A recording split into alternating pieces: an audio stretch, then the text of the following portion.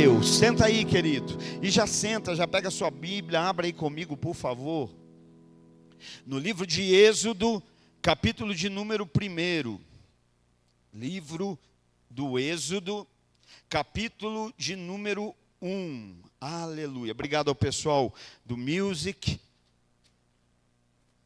Êxodo, capítulo 1, e nós vamos ler ali a partir do verso de número 8, Deus é bom em todo o tempo, e eu creio que há um processo de Deus na nossa vida.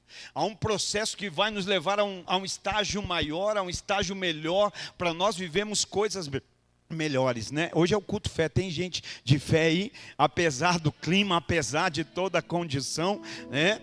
Nós vemos que, nós vamos entender que o processo de Deus vai trazer ainda mais valor para a nossa vida, vai trazer ainda mais sentido, valor para a nossa existência, né? Para aquilo que nós carregamos, para a nossa casa, a nossa família. Êxodo capítulo 1 e verso 8.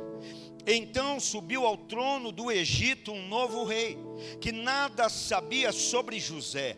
E disse ele ao seu povo: vejam, o povo israelita é agora numeroso e mais forte que nós. Temos que agir com astúcia, para que não se tornem ainda mais numerosos. E no caso de guerra, aliem-se aos nossos inimigos e lutem contra nós e fujam do país.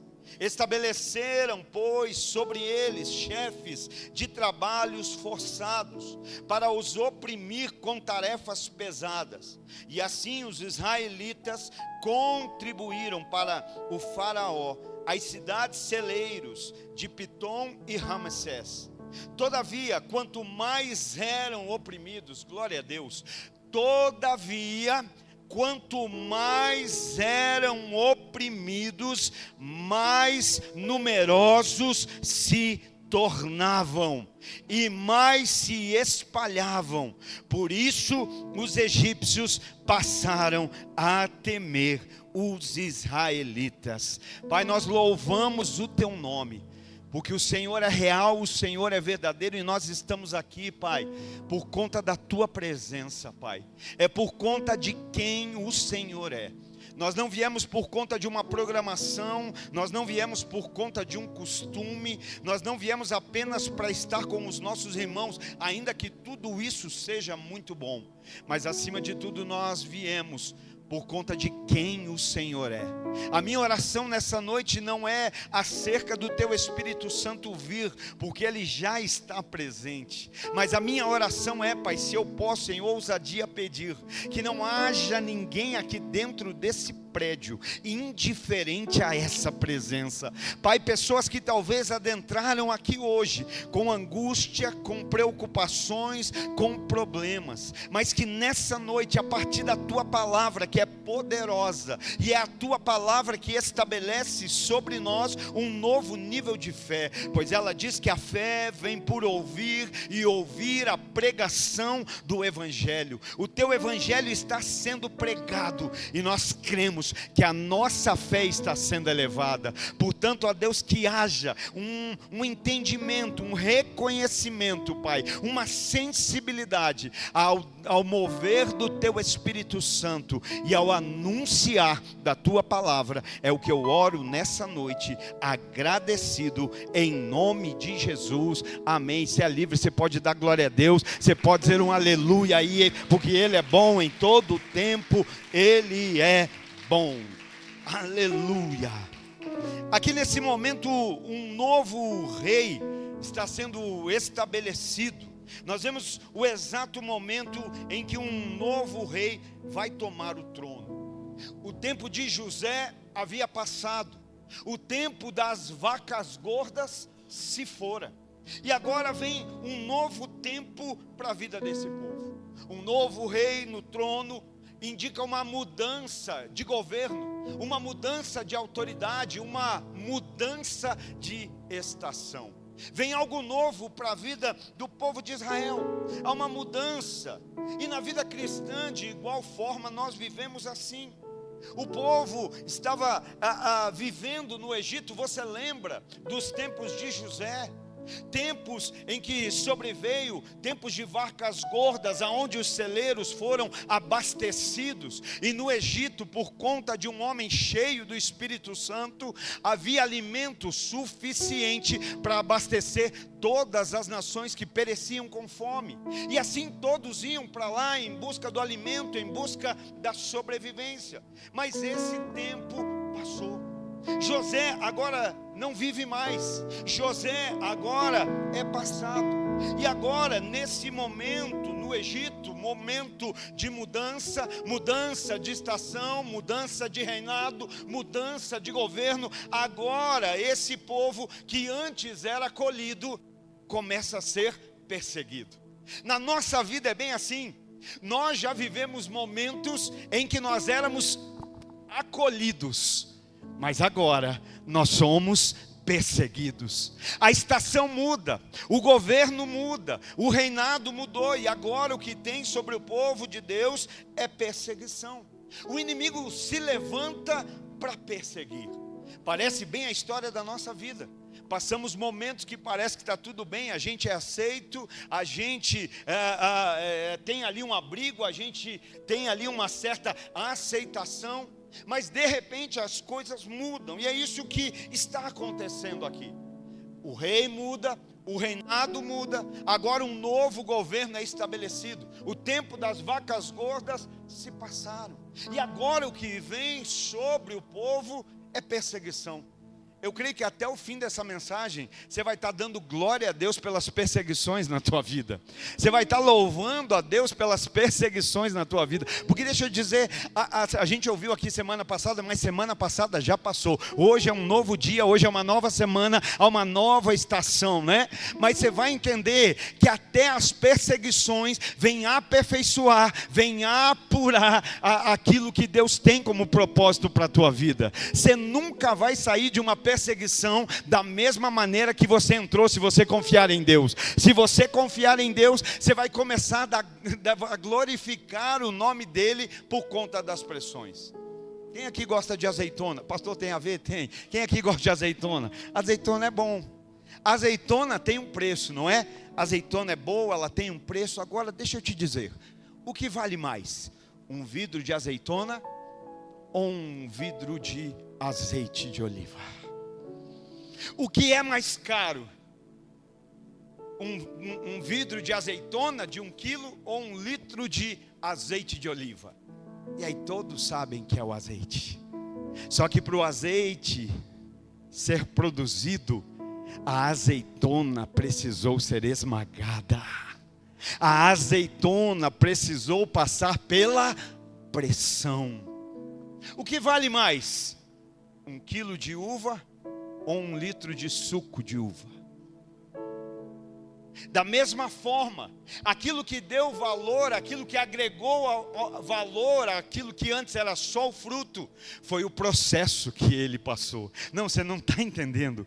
Os processos na tua vida vão agregar valores do céu. Os processos de Deus na tua vida vão agregar valores da parte de Deus sobre você. Por isso não é tempo de correr dos processos, é tempo de correr para o processo. É aceitar. Processos vão aperfeiçoar propósito. O processo de Deus na tua vida vai aperfeiçoar o propósito que Ele mesmo tem. Você pode dar um amém, ainda que seja pela fé, um glória a Deus. Vai aperfeiçoar, vai ter sentido, vai ter valor. Então aqui nesse momento começa a vir sobre o povo o que? Pressão. Vem sobre o povo pressão. O povo começa a ser perseguido. O inimigo se levantou. O inimigo aqui, nós lemos o texto ali, o verso 6 ainda diria: ora, José morreu, todos os seus irmãos e toda aquela geração não existem mais. Eles já se foram. Então nós vemos que no verso 8, então sobe ao trono um novo rei. O novo rei vai se estabelecer. E aí, qual foi a declaração desse rei? Esse rei vai dizer: gente, vejam, Olhem, eu não sei se você está entendendo, mas é o rei do Egito, é o novo faraó agora dizendo: gente, olha para o povo, olha os israelitas, olha para o povo de Israel, olha para esse povo aí, dá uma olhada para eles. Verso 9: vejam, o povo israelita agora é numeroso e mais forte do que nós. Meu Deus, ninguém entendeu. Eu vou ter que falar de novo. O rei toma o trono. O rei ocupa o trono do Egito.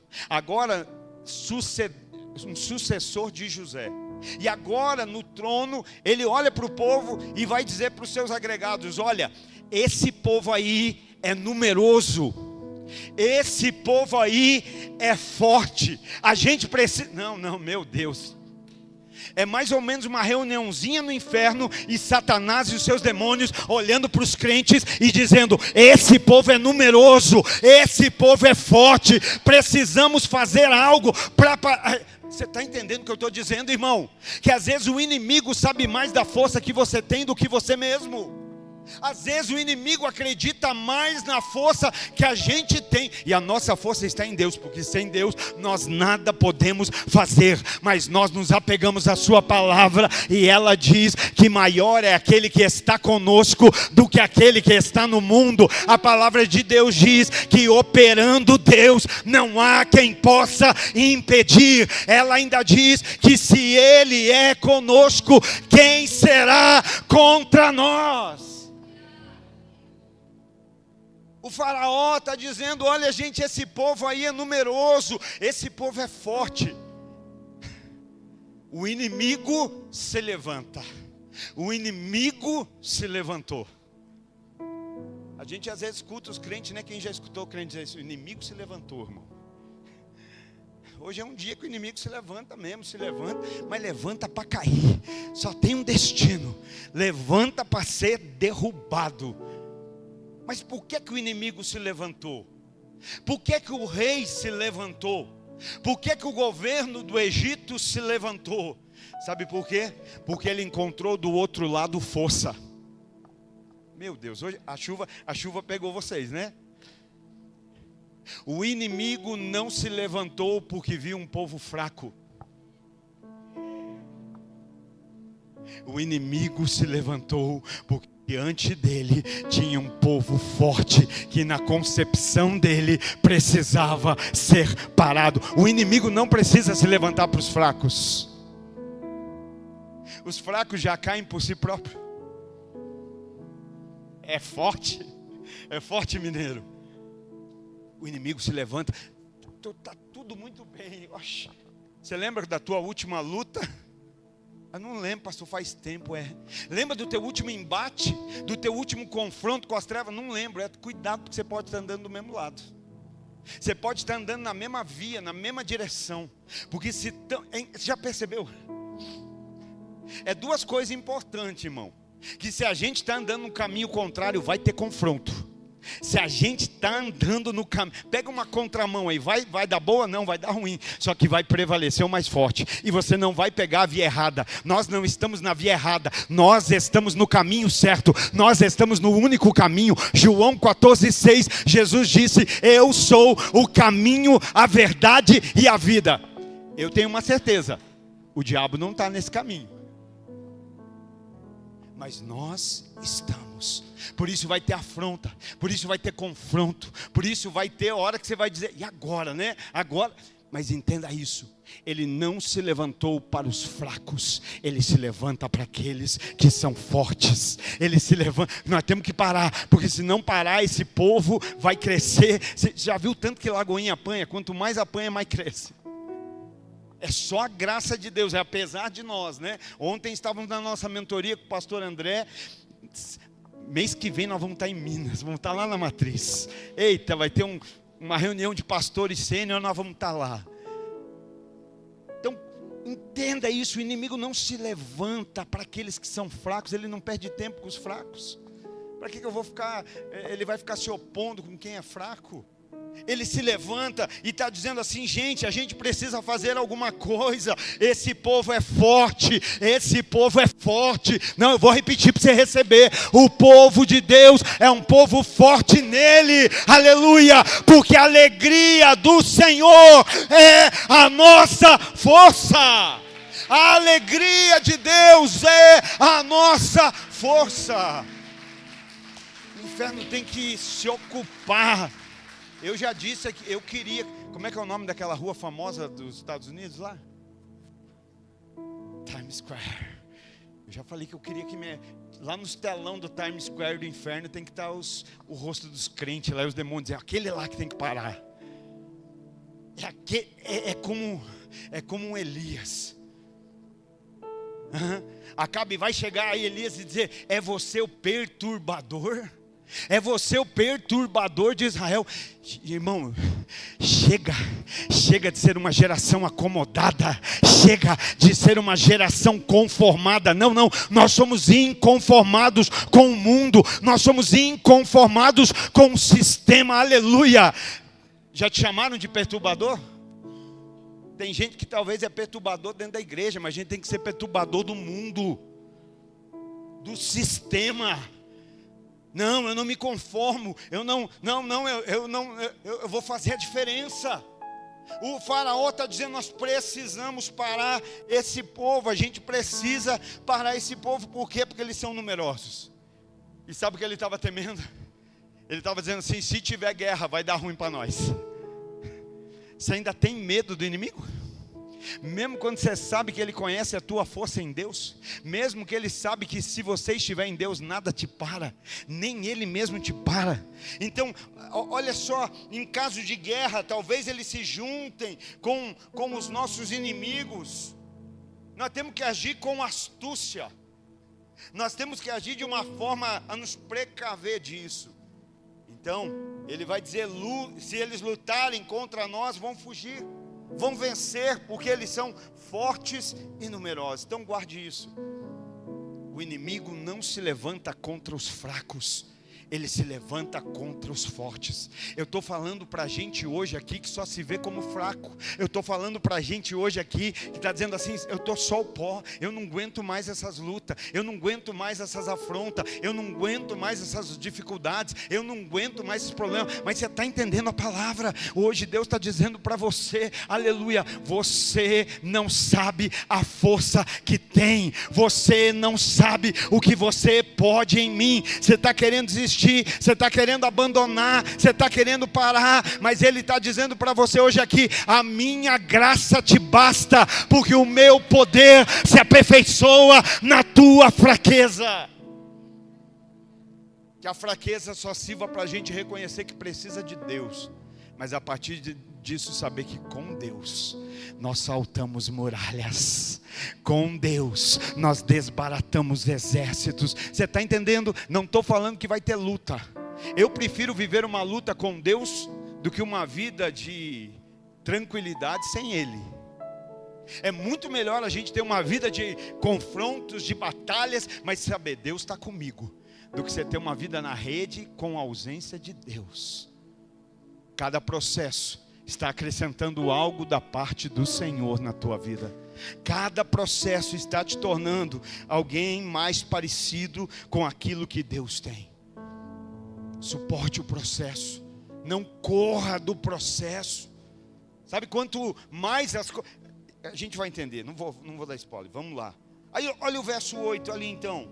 O rei subiu, tomou o trono, declarou no 9: esse povo é forte, precisa ser parado. Aí verso 10: temos que agir com astúcia para não se tornarem ainda mais numerosos. Olha o que o rei está declarando: se a gente não fizer nada, esse povo vai crescer ainda mais. O inimigo está vendo que o povo vai crescer. Meu irmão, eu tenho dito aqui, eu já pelos olhos da fé já estou vendo essa multiplicação, esse crescimento. Então ele está dizendo: nós precisamos, por quê? Porque eles vão crescer. Eles vão crescer, eles vão se multiplicar, vão se tornar numerosos. Então no verso 11, olha a estratégia dele: estabeleçam, pois, sobre eles chefes de trabalhos forçados, para oprimir com tarefas pesadas. o trabalho não é problema. O problema é o trabalho escravo. O problema não é o trabalho. O problema é o excesso de trabalho. Não há problema em trabalhar.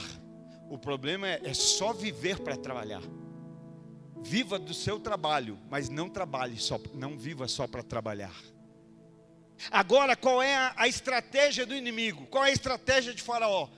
Vão fazer esse povo encher celeiro.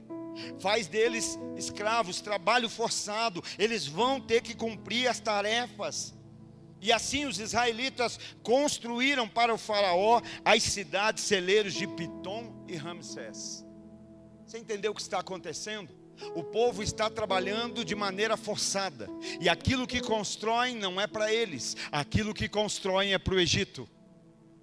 O povo está trabalhando de maneira sobrecarregada. O povo está trabalhando além da conta. O povo está tendo tarefa pesada, exaustiva. E estão sendo cobrados por isso. O povo está construindo. Mas aquilo que constroem não é para um reino. É para um império. Aquilo que constroem não é para o seu desfrute, mas é para o Egito, é para o Faraó. Essa é a estratégia do inimigo, deixar tão ocupada aquela nação, tão ocupado aquele povo, que eles nem se lembrem mais daquilo que era importante.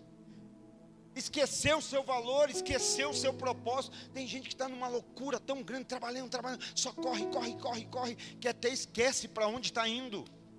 Que até esquece aquilo que é mais importante, que até esquece, irmão. Esses dias eu vi algumas pessoas compartilhando, algumas escolas fazem isso em um determinado tempo do ano, lá não sei se no dia dos pais, dia das mães, e eles pedem lá, diz uma palavra para definir seu pai, diz uma palavra para definir sua mãe. Uma mãe uma vez veio chorando para a gente, falaram isso lá na escola, e meu filho falou assim, brava. Alguém perguntou do pai e a pessoa disse, trabalho. O que é que as pessoas estão vendo? O que é que a nossa família está vendo? Alguém que por qualquer coisa abandona Deus? Que alguém que por qualquer situação deixa Deus de lado? Não, tem luta, tem adversidade, tem confronto, tem batalha, mas Deus é mais, sempre foi e sempre será. Ele não vai livrar, Ele já nos livrou. Se o Filho vos libertar, verdadeiramente sereis livres. Já somos livres em Cristo Jesus. Mas agora esse povo aqui está voltando ao quê? A ser escravizado. Trabalho forçado, sobrecarregado. Essa é a estratégia. Olha como é que o inimigo está agindo de maneira astuta. Ele não está chegando e parando, dizendo, você não vai caminhar com Deus, não, ele dá trabalho, enche de trabalho, enche de tarefa, enche de serviço, enche de coisa, de maneira astuta, porque ele nunca vem de frente. Olha só, ele nunca vem num confronto direto, ele vem na malícia, ele vem na astúcia, ele vai colocando coisinhas, e você vai cedendo, e você vai dando lado. E vai somando. Hoje eu já não posso por isso, amanhã eu já não posso por aquilo. Olha a maneira astuta como ele trabalha. Sobrecarga, tarefas pesadas para sufocar a sua vida. E no meio dessa sobrecarga o que acontece? Você começa a perder a sua identidade. Você começa a esquecer quem você é. Não, pior, você esquece quem Ele é. Porque ainda pior do que a gente esquecer quem somos é a gente não lembrar quem Ele é. Lucas 15, a parábola do filho pródigo que nós conhecemos e tantas vezes nos fixamos no filho que saiu. Mas falar bem a verdade, na parábola o filho que sai pelo menos é verdadeiro, é honesto, é sincero, só quero minha herança e vou embora. Ele não fica de encenação, não fica de teatro, não fica não vou fazer uma campanha para receber. Não, me dá o que é meu e estou indo embora. Me dá o que é meu, porque da tua parte eu só quero os bens. Isso é tão triste, porque você só pode receber herança de pai que já morreu. Para aquele jovem era como se o pai já estivesse morto. Na verdade, para mim, quem busca a bênção do pai mais do que a presença do pai, talvez está vivendo isso. Mas ele ainda não é o pior, O filho sai, vai comer, vai alimentar porcos, vai desejar comer as bolotas do dos porcos. Olha só, está ali trabalhando. Alguém que é filho, alguém que tem um pai que é gracioso, que é bondoso, um pai que tinha posses e ali ele tinha de tudo com o seu pai, mas ele agora está como um escravo, cuidando de porcos, no chiqueiro. E no chiqueiro, trabalhando, está passando fome, porque para sentir vontade de comer bolota de porco, irmão. Mas ali a Bíblia diz que nesse momento, caindo em si, hoje é noite do cair em si na vida de alguns aqui. Hoje é noite de cair em si. Caindo em si, ele disse: voltarei para a casa do meu pai. Na casa de meu pai, até o menor dos empregados está vivendo melhor do que eu. Voltarei. E ele vai voltar, vai empreender o caminho de volta. E quando ele vem voltando, a Bíblia diz que o pai de longe vê, e o pai então corre em direção ao filho, porque esse é o pai de amor, de graça, de bondade, que não aponta, que não julga, que não condena, mas que abre os braços para receber aquele que se arrepende. Ele recebe esse filho. Mais do que receber, vai dar ordem: troquem as suas vestes. Por quê? Porque filho não continua andando com vestes de escravo. Porque aquele que é filho não continua andando com vestes de escravo. O que é que o filho diz? Eu vou voltar para a casa de meu pai e serei um dos seus servos. Meu filho voltou, troca a veste dele, e não vai trocar por uniforme.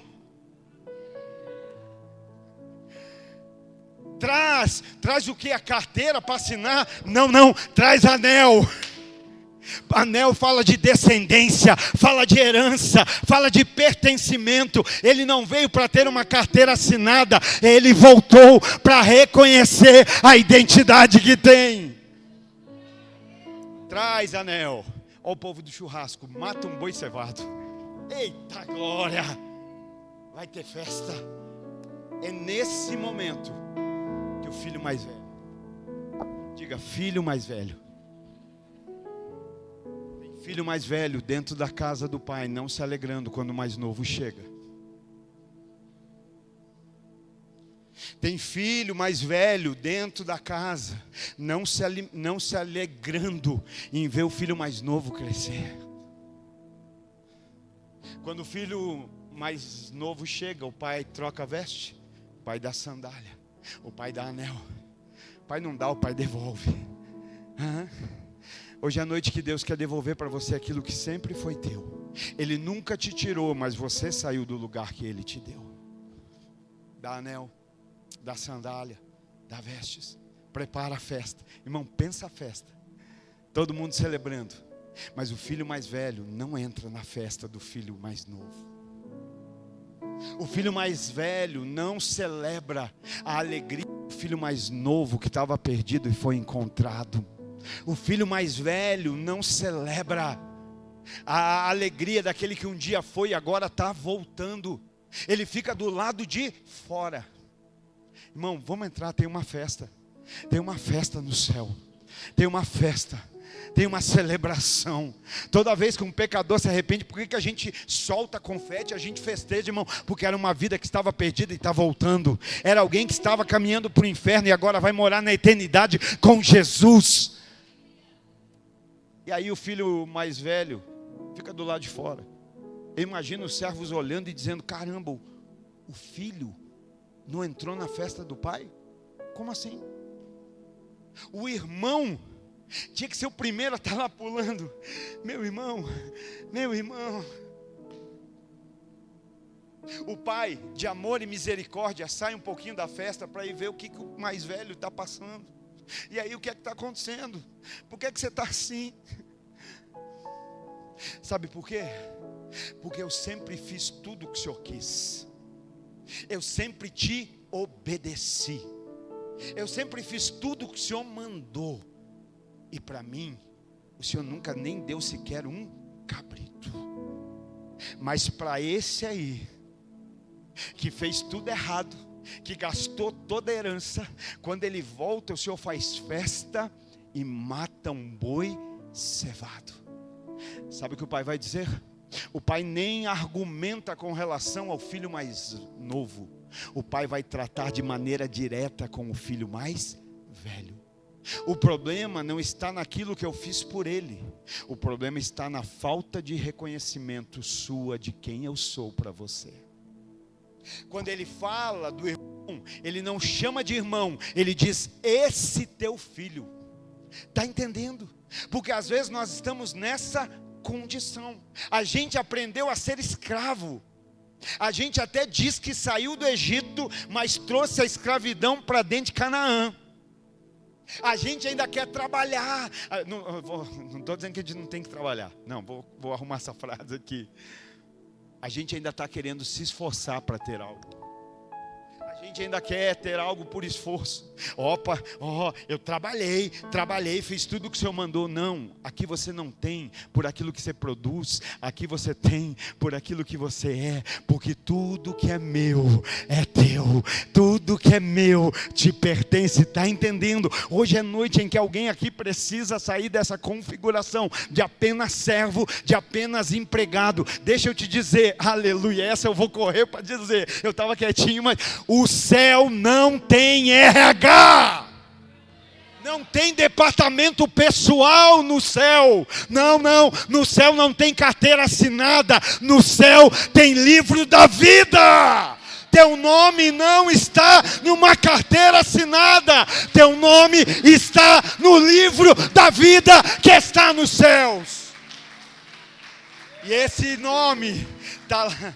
Para ter a carteira assinada você tem que fazer esforço. Não é? No mundo não é assim? Estuda, se especializa, faz cursinho, faz concurso, vive uma vida fazendo e depois não tem uma vida para desfrutar do que fez.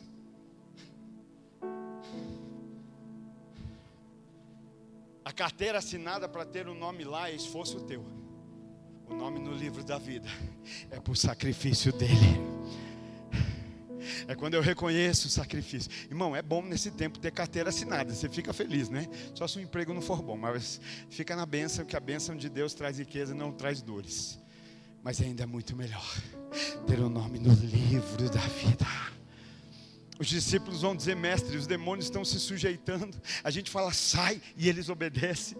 Eles estão felizes. Jesus vai dizer assim: gente, sabe de nada, inocente. Coisa pouca. Em vez de vocês ficar se alegrando por isso, tem crente que fica feliz. Falei, sai, ele saiu em nome de Jesus. Mas não vive como quem lembra que o nome está no livro da vida que está nos céus. Olha, orei e fui curado. Orei e o demônio saiu. Glória a Deus, é o nome de Jesus, irmão. Nós somos só o jumentinho, que se a gente experimentar entrar sem Jesus no lombo, meu irmão, vai dar ruim. Se Jesus tiver, vai ter ramo, vai ter celebração, vai ter festa. Mas a gente é só o jumentinho. É a presença que está na nossa vida. Ele vai dizer: não vos alegrei por isso, porque os demônios se sujeitam a vós. Antes vos alegrei, porque o vosso nome está escrito no livro da vida que está no céu. Sabe por que isso é importante? Porque Davi, quando peca e é confrontado no seu pecado, ele não pede para manter o cargo, ele não pede para manter a posição, ele não pede para manter a coroa. Ele vai dizer: Senhor, só não aparta de mim o teu espírito, só não tira de mim a alegria da salvação. Tem alguém salvo aqui? Não acreditei. Tem alguém salvo aqui? Tem alguém aqui alegre por causa da salvação em Cristo Jesus? Aleluia. Então celebra mesmo, celebra com alegria. Isso, aleluia. Vamos caminhar que vai ficar tudo bem. Glória a Deus. Deus é bom. E aqui, nesse momento, então, é a estratégia. Estão enchendo os celeiros, mas não é deles.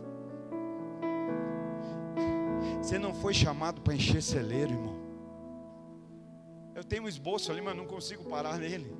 Você não foi chamado para encher celeiro. Sabe por que você está cansado? Porque você está sobrecarregado, porque você está angustiado, porque você está desanimado, porque você passa dia após dia enchendo celeiro.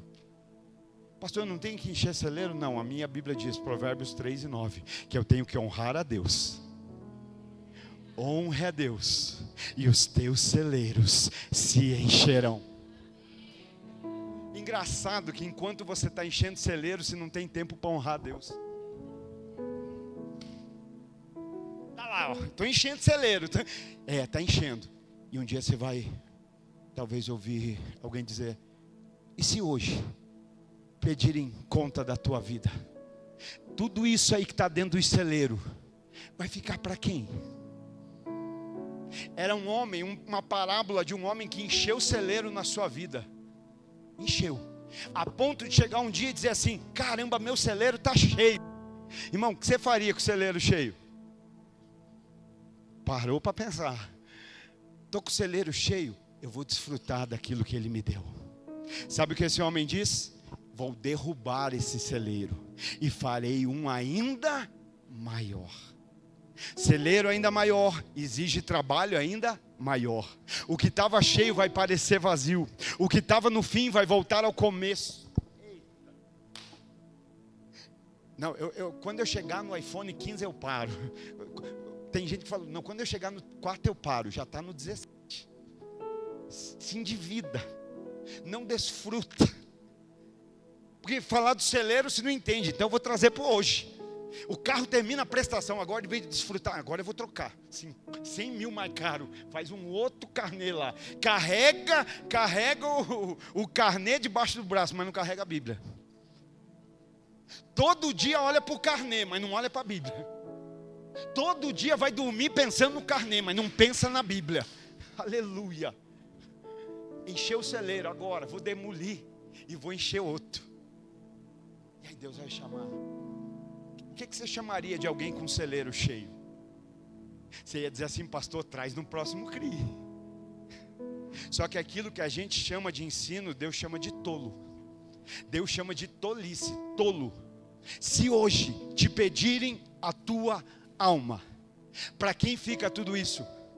Para quem vai ficar tudo que você acumulou? Não é à toa que Jesus disse: não acumulem tesouros onde a traça corrói e a ferrugem come, aonde o ladrão rouba. Antes acumulem tesouros no céu. Aleluia! Jesus não falou que não é para entesourar, ele só falou para não entesourar no lugar errado.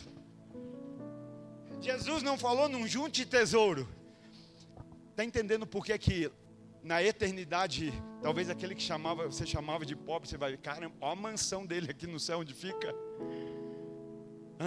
Aquela irmãzinha vinha, não tinha nem roupa direito para vir para o culto, mas nunca deixou de cultuar.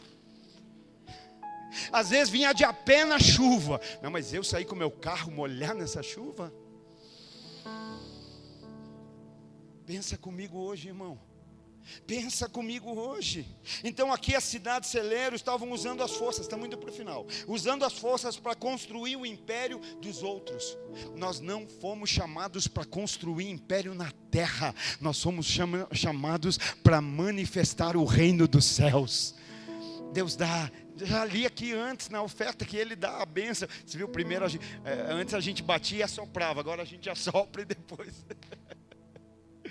Não existe bênção maior do que a presença de Deus.